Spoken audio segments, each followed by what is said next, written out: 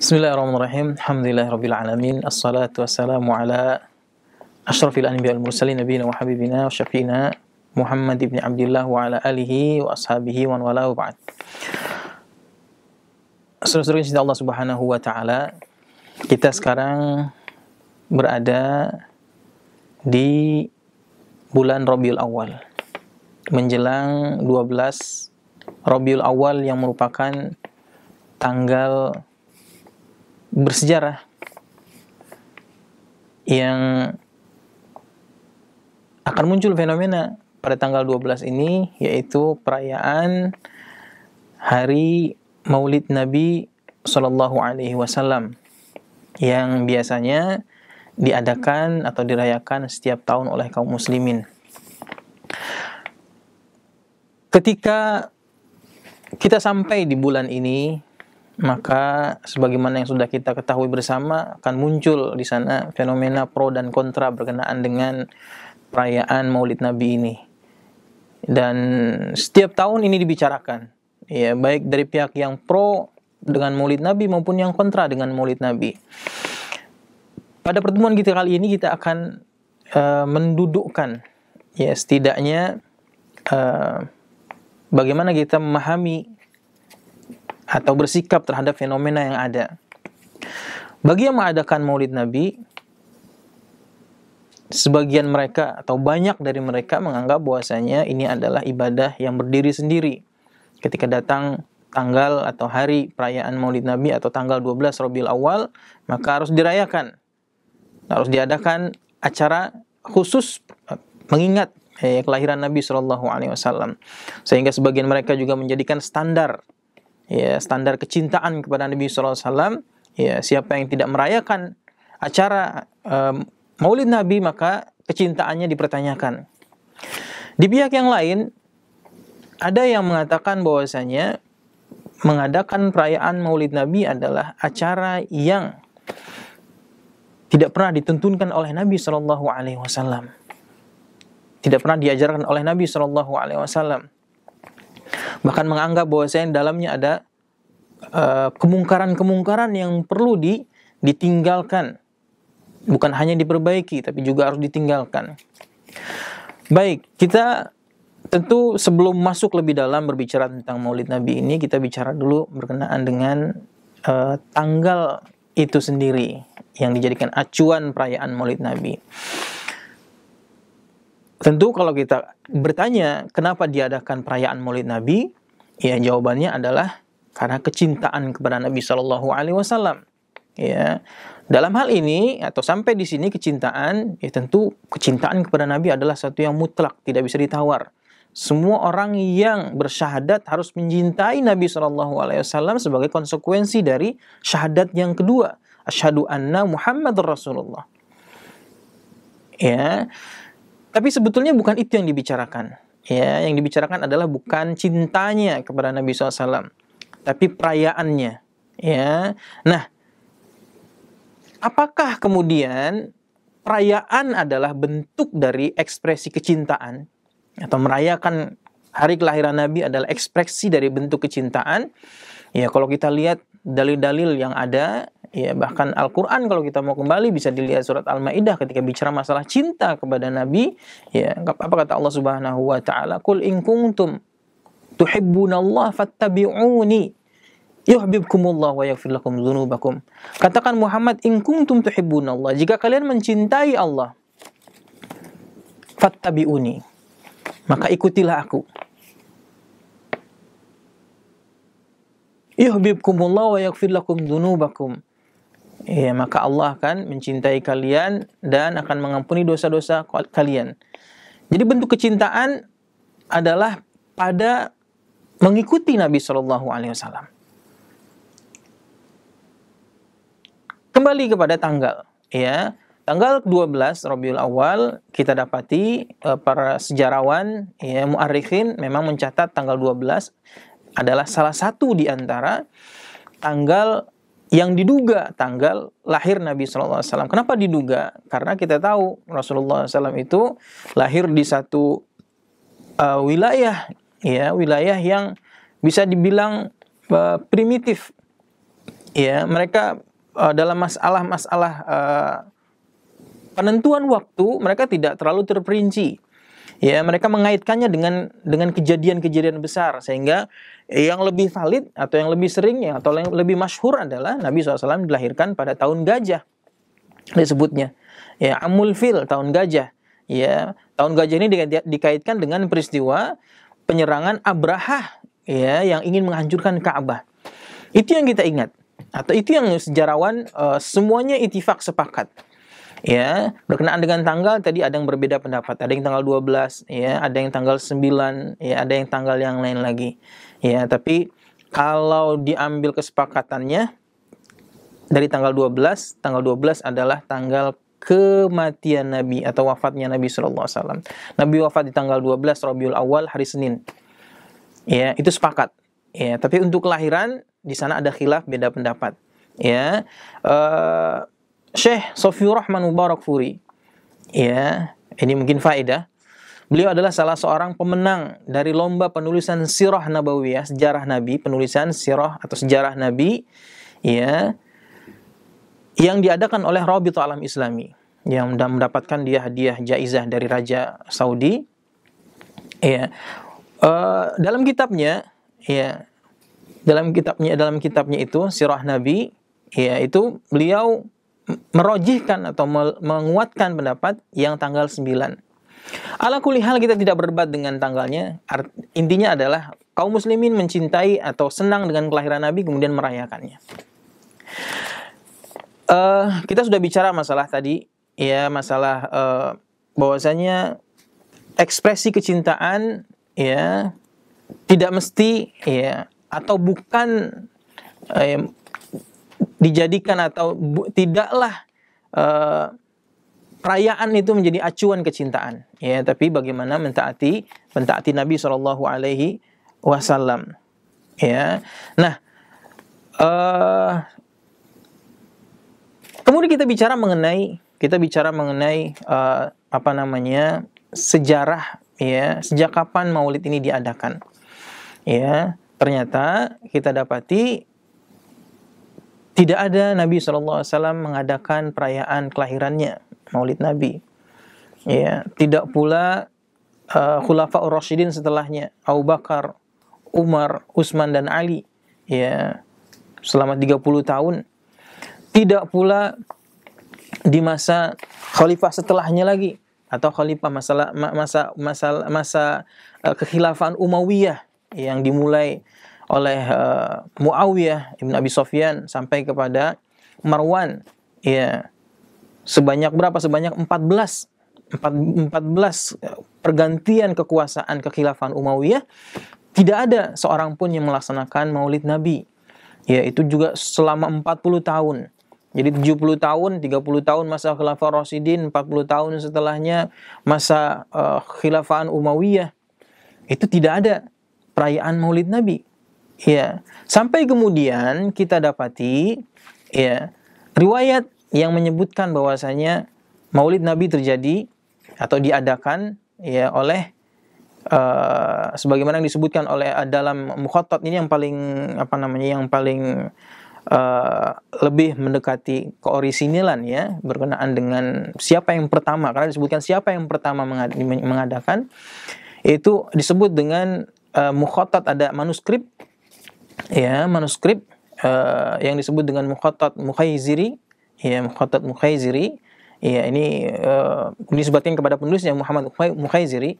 Dia ini seorang Ubaidiyah artinya keturunan dari kekhilafahan Fatimiyah, ya. Khilafah Fatimiyah ini Syiah, ya, Syiah yang ada di dulu awalnya di Maroko, ya, kemudian pada tahun 290-an kemudian mengekspansi Mesir, masuk Mesir pada tahun 360-an, ya, 360-an. Jadi dia mengatakan bahwasanya yang pertama sekali, ya, mengadakan perayaan Maulid Nabi adalah, ya, khalifah atau khilafahan Ubaidiyah Fatimiyah, ya. Dan ini Syiah, ya, Batiniyah dia, yang ada di Mesir, di Mesir, ya. Sehingga dari sini kita dapati bahwasanya apa? kaum muslimin tidak mengenal perayaan Maulid Nabi. Yang mengadakan adalah Syiah Fatimiyah. Ya, kenapa kita perlu mengungkit sejarah ini? Karena agar kita sadar bahwasanya apa? Perayaan Maulid Nabi tidak bisa dijadikan acuan kecintaan kepada Nabi SAW. Artinya apa? Kita tidak layak kemudian ketika mendapati saudara kita kaum muslimin yang tidak mengadakan perayaan Maulid Nabi kemudian dikatakan dia tidak cinta. Ya, kenapa? Karena memang sejak awal tidak ada perayaan ini. Ya, perayaan itu diadakan oleh siapa? Ternyata oleh Khilafah Fatimiyah. Ya, begitu. Agar apa? Agar jangan kemudian perayaan ini yang setiap tahun dilakukan menjadi fenomena yang tidak bisa dihindari, ya, menjadi satu momen justru ya kita saling kaum muslimin ya saling berpecah belah, saling bertengkar. Ya, karena apa? Karena perayaan Maulid Nabi ini bukan masalah yang menjadikan seorang itu masuk Islam atau keluar Islam, sama sekali tidak. Ya, nanti hanya terkait kepada apa kemungkaran-kemungkaran yang ada di dalamnya. Ya, demikian. Kemudian setelah kita tahu sejarahnya, berarti kita mulai sadar atau sudah mulai sadar bahwasanya apa? Perayaan Maulid Nabi bukan bagian dari acara atau ibadah Islam. Ya, ibadah dalam Islam. Ya, dalam ibadah dalam Islam kita tahu ada Idul Fitri, Idul Adha, ya. Kemudian ada apa lagi? Ya, ada momen nanti Ramadan yang besar-besar ya. Ada haji, itu momen-momen besar yang syiar-syiar yang nampak. Sementara perayaan Maulid ya bukan termasuk di dalamnya. Kemudian kita sudah bicarakan berkenaan dengan sejarahnya, kemudian kedudukannya juga. Ya. Kita bicara dari sisi ya, atau kita bicara masalah meluruskan sejarah. Ya, ada yang mengatakan bahwasanya menukilkan ada salah seorang raja, malik atau gubernur ya di daerah Syam ya, yang namanya Muzaffar ya, ya, Kaukabari, yang melaksanakan, ini nukil Ibnu Katsir ya dalam kitabnya, yang merayakan perayaan Maulid Nabi dengan besar-besaran ya. Kemudian dijadikan acuan bahwasanya ternyata bukan Syiah tapi kaum muslimin, orang Islam, dan ini Sunni ya. Ini kurang tepat. Kenapa? Ya, karena Muzaffar Kaukabari ini ya yang dinukilkan oleh Ibnu Katsir hanya menyebutkan bahwasanya ada malik, ada raja yang melakukan acara perayaan Maulid Nabi dengan besar-besaran. Ya, memotong 1000 kepala kambing, ya, kemudian ayamnya juga banyak, ya. Seperti itu. Ya, jadi itu disebutkan. Nah, dan ini Muzaffar ini tahun berapa? Tahun 600-an, ya, disebutkan 630. Ya. 630. Ya, ini pun kurang tepat. Ya, ketika mengatakan bahwasanya disebutkan kepada Malik Raja Muzaffar Kaukabari ya. Dan akan timbul pertanyaan justru ya, kalau Muzaffar ini yang mengadakan pertama tahun 630, maka ada kekosongan perayaan Maulid Nabi sebelumnya, ada 500-an tahun lebih ya. Nah, ini juga justru menjadi penguat bahwasanya memang perayaan Maulid Nabi tidak berdasar ya, tidak berdasar. Baik, kemudian kita maju ke depan. Ya, kita maju ke depan. Dan ini mungkin menjadi penutup ya berkenaan dengan perayaan Maulid Nabi ini. Karena perayaan Maulid Nabi ini adalah sesuatu yang tidak bisa dihindari. Artinya yang ingin merayakan tetap bertahan ya dengan keyakinannya. Keyakinannya maksudnya apa? Dengan melihat kemaslahatan merayakan Maulid Nabi. Ya, mereka merasa bisa mengumpulkan manusia, ya, mungkin orang-orang jarang kumpul datang ke majelis, ya, kemudian mendengarkan ceramah, ya, akhirnya mereka tetap mengadakan.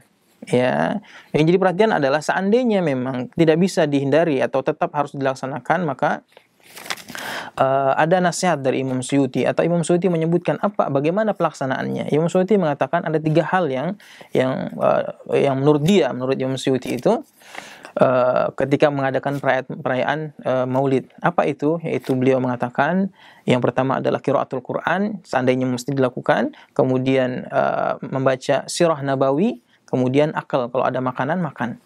Ya, tidak ada yang lain. Ya. Kalaupun ada yang lain, ya itu Imam Suyuti tidak menyebutkannya. Ya, bahkan disebutkan ya Imam Syekh Al-Buti, ya seorang syekh dari Mesir, ya menyebutkan bahwasanya apa? Bahwasanya tidak boleh mengadakan perayaan Maulid Nabi ketika ada kemungkaran.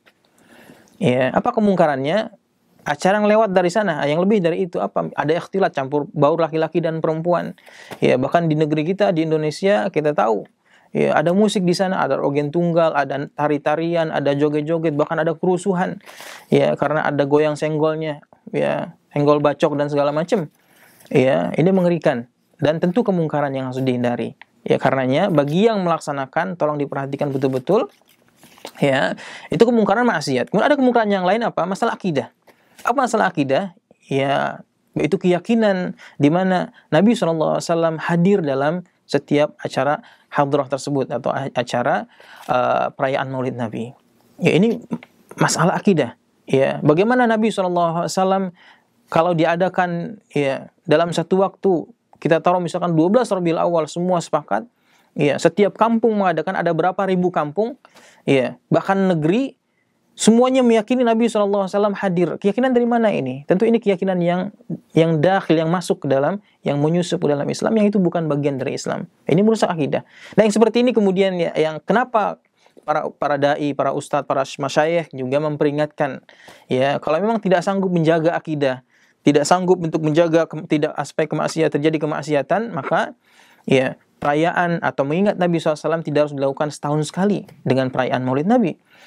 Ya, dengan pengajian-pengajian, dengan menjalankan sunnah Nabi SAW, itu adalah perayaan merayakan atau mencintai Nabi SAW, mengerjakan sunnah-sunnahnya, meninggalkan kesyirikan, ya, meninggalkan acara-acara yang tidak ada tuntunannya dari Nabi SAW. Ya, itu adalah bentuk kecintaan kepada Nabi SAW. Jadi itu dia. Terakhir saya tutup, ya, dengan statement dari Syekh dari Dr. Umar Abdul Kafi dalam acara televisi. Ya, beliau ditanya tentang Syekh, bagaimana menurut Anda tentang perayaan Maulid Nabi? Ya, beliau seorang ulama di Mesir, ya, ulama di Mesir. Beliau katakan dengan jawaban yang unik. Ya, beliau katakan, saya tidak akan berbicara tentang hukum Maulid Nabi, saya tidak akan bicara tentang pendapat dan segala macam yang berkaitan dengan perselisihan. Tapi saya ingin katakan bahwasanya kemunduran kaum muslimin dimulai sejak diadakannya perayaan Maulid Nabi. Dan memang kalau kita lihat sejarah, ya, kemunduran kaum muslimin dimulai sejak kapan? Sejak Khilafah Fatimiyah atau yang disebut dengan Daulah Fatimiyah, ya, karena Imam Suyuti sendiri dalam kitabnya mengeluarkan dia dari susunan kekhilafahan Islam. Dia disebut dengan Daulah Khabithah, disebutnya Daulah Khabithah, ya, Fatimiyah. Sehingga kenapa kaum muslimin jadi tersibukkan dengan perayaan-perayaan, dan Fatimiyah ini mengadakan banyak perayaan. Ya, kelahiran Muhammad, Nabi SAW, kelahiran Ali, Fatimah, ya, anak-anaknya, Zainab dan seterusnya, awal tahun, pertengahan tahun, akhir tahun, ya, dan lain-lain. Demikian, semoga ini bisa memberikan pencerahan bagi kita sehingga kita bisa mendudukan masalahnya, ya. Jangan kemudian kita berlebihan dalam masalah merayakannya, dan kita juga yang tidak melaksanakannya jangan kemudian menjadikan ini sebagai momen atau terlalu berlebihan over dalam menyesatkan, ya, saudara-saudara kita. Semoga manfaat. Bila taufik. Assalamualaikum warahmatullahi wabarakatuh.